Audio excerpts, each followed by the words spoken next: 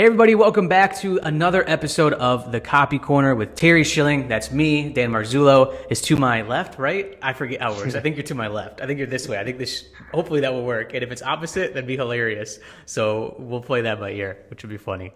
Today we want to talk about, Dan, and to all our listeners out there, how to start a freelance copywriting career when you have no portfolio, which happens a lot. People think I need to have this website, I need to have all these pieces to show prospective clients, but that's not necessarily the case to land your first few clients when you're starting out. So Dan, I'll let you start the conversation here, and then we'll share some more tips on how to build a successful portfolio when you have none and ultimately land some work.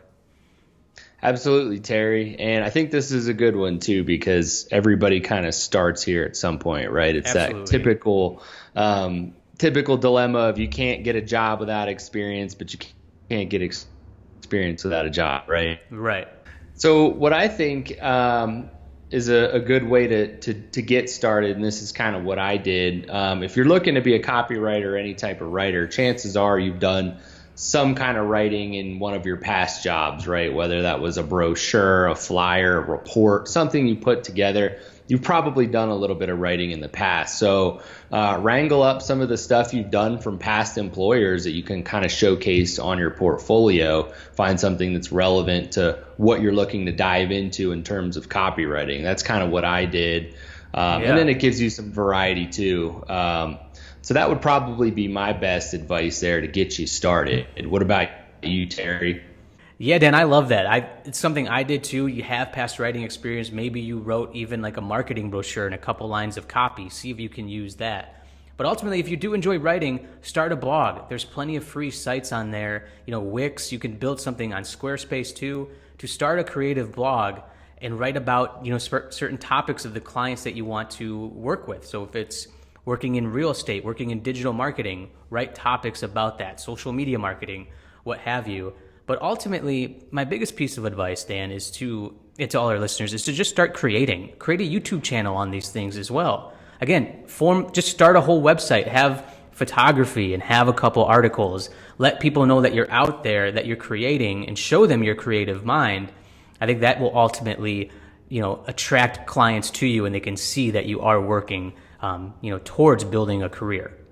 Yeah, no, that's great. And the blog too. I mean, that's super easy because then you can just send those links to these prospective clients, right? Like you said, if it's a real estate agent, pull out those blog pieces and fire them over email. That's a great way to do it. Yeah. And ultimately, one more thing, and this is something that I've done even recently, is reach out to a client. Maybe you've built a relationship on social media like LinkedIn or Instagram.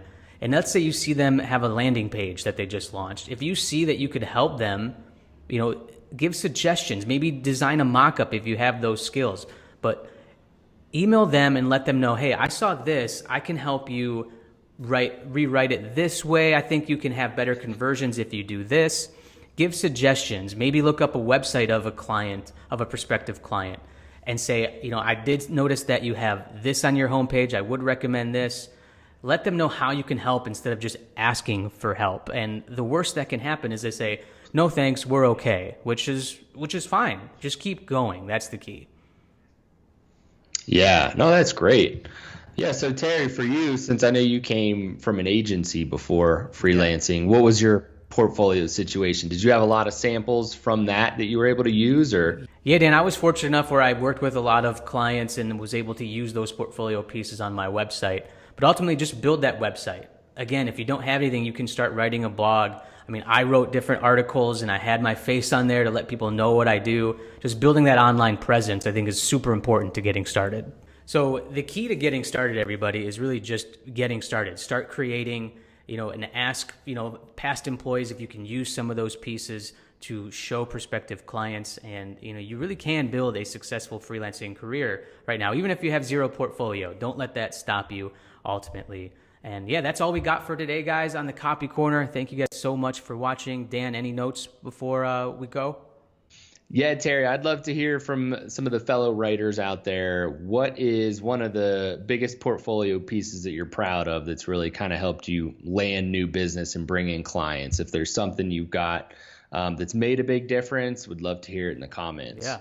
Absolutely. Love that. Love hearing from all our listeners and everybody out there.